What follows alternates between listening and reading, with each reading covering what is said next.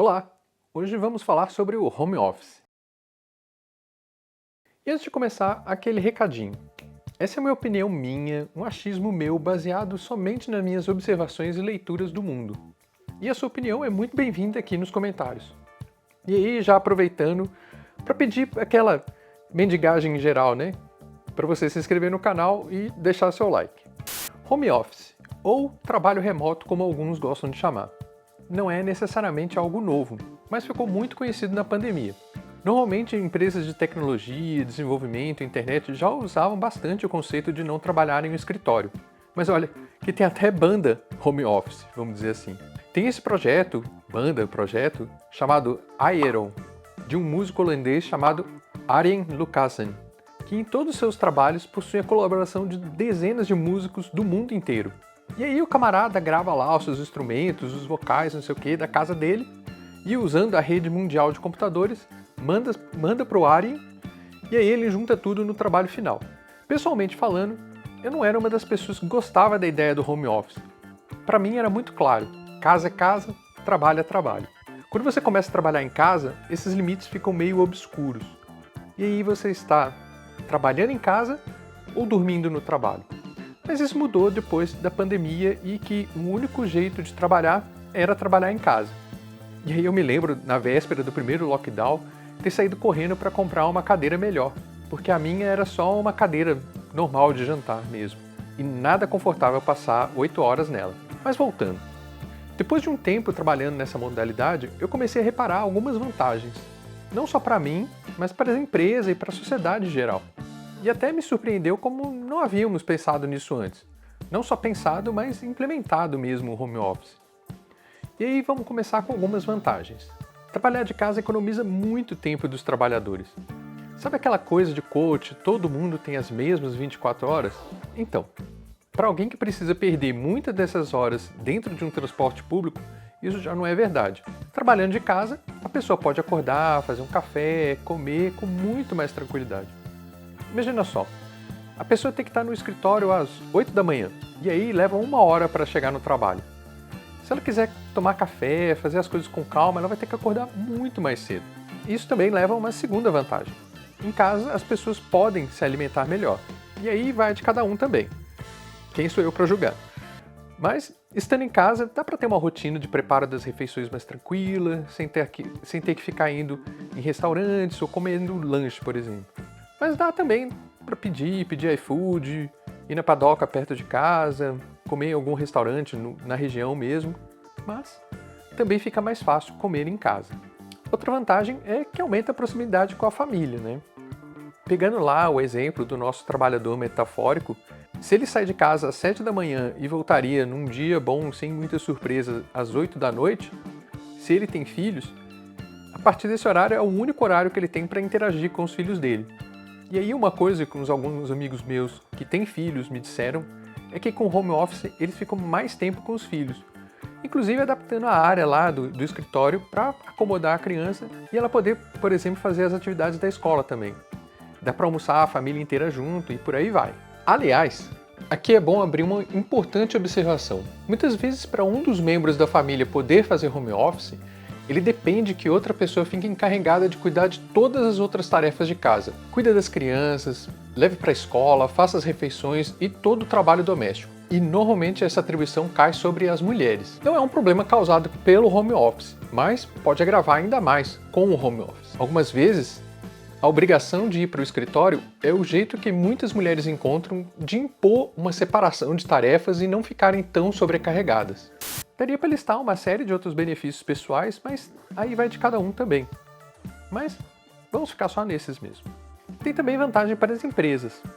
Algumas empresas, principalmente essas mais descoladas, agências de publicidade e tal, costuma ter um custo extra para ter os escritórios gigantes, bem decorados, com áreas de recreação, bebidas, comidas, jogos. Custos esses que caem muito quando a maior parte do tempo os funcionários estão trabalhando de casa. E por mais que insistam, nenhum estudo chegou à conclusão que trabalhar em casa diminui a produtividade. Quando muito, se mantém no mesmo patamar e, em muitos casos, aumentam. Além, é claro, de reduzir casos de assédio dentro da empresa. E na parte de redução de custos, você pode colocar aí eletricidade, água e até mesmo espaço físico, que pode ser menor, porque não precisa acomodar 100% dos funcionários todos os dias da semana, todos os dias do mês. Para a sociedade no geral, também existem vantagens. O home office reduz a quantidade de pessoas utilizando o transporte público e carros, melhora os engarrafamentos e a poluição, por exemplo. Além de estimular os negócios locais também, usando padarias, mercados e restaurantes, tudo pertinho da sua casa. Mas tá, se aparentemente todo mundo ganha com home office, por que tem tantas empresas insistindo em obrigar os funcionários a voltar ao presencial, sem uma necessidade real disso? Eu não acho que tem uma resposta simples e direta para essa pergunta, mas existem algumas desvantagens no home office, principalmente para a empresa, talvez. Principalmente sobre o controle, vamos dizer assim, abusivo que algumas empresas têm, supostamente. Mas eu acho que até uma cena clássica. Deu o seu horário, você pegou suas coisas, e aí surge do mais absoluto nada o seu gerente com aquela cara. E aí, o pior é quando ele já manda aquela frase: Nossa, já tá indo embora, mas nem pedimos a pizza ainda.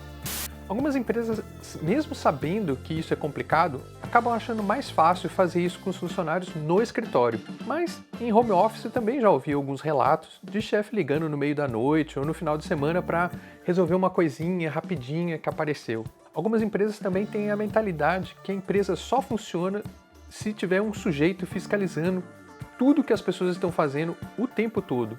E quando perdem essa habilidade de poder dar aquela espiada no monitor do funcionário, se sentem com menos poder sobre seus vassalos. Algumas empresas preferem gastar mais, mas manter essa sensação de poder e controle sobre as pessoas. Acho que um outro fator que contribui muito com essa pressão para a volta dos seus escritórios é que os investidores no mercado imobiliário, esses sim, perderam bastante com o home office. Esses fundos imobiliários dependem de uma demanda constante de novos prédios de escritório para manter os investimentos crescendo. Se você acaba com essa demanda, você acaba com toda a lucratividade desse mercado de investimentos. E muitas vezes, grandes empresários também são grandes investidores. E para proteger seus investimentos, acabam se unindo para retomar o uso dos prédios e não deixar o mercado cair. E aí, em umas notícias recentes, a Amazon está exigindo que seus funcionários voltem ao trabalho presencial. E a justificativa é um mero achismo do CEO da empresa. Ele não acredita, então tem que acabar. Por exemplo, aqui em Berlim, recentemente, um prédio gigantesco da Amazon foi construído e o prédio está praticamente abandonado. Qual o sentido de investir em um prédio gigantesco se ele fica vazio? Provavelmente, essa pergunta deve ter incomodado bastante internamente na Amazon. E, supostamente, isso deve estar influenciando bastante essa pressão. Outra notícia recente também é que a Starbucks está querendo que os seus funcionários voltem a trabalhar presencialmente. Ai, calma. Claro que não são as cafeterias, né? Não tem como ser home office. É para os funcionários mesmo dos escritórios e cargos administrativos. Mas eles estão exigindo essa volta. E esse é um bom gancho para falar sobre esse chamado de privilégio do home office. Nem todas as profissões e ofícios permitem essa modalidade, mas eu acredito que a sociedade ganharia muito se todas as áreas que fossem possíveis pudessem implementar. Só pelos ganhos no comércio local e diminuição das pessoas nos transportes públicos, já teria um ganho para os demais. Então, para uma pessoa que gasta 2 horas para chegar no trabalho, por conta de engarrafamento e tal, poder cortar um pouco desse tempo já seria vantajoso para ela também. E aí, expandir essa luta para melhores condições de trabalho, fim da escala 6x1, redução da jornada de trabalho, socializar o trabalho doméstico e o cuidado para que uma pessoa da família, especialmente no caso das mulheres, não fique sobrecarregada para que todo mundo possa aproveitar a família e ter mais qualidade de vida. Mas talvez o grande problema do home office foi ter mostrado que dá para ter uma relação melhor com o trabalho, sem que isso deixe as pessoas doentes. Talvez esse seja o maior problema do home office. Bom, mas é isso aí. Me conta se você concorda, se você discorda, já deixa o seu like se você gostou desse vídeo e se inscreva no canal. Até a próxima!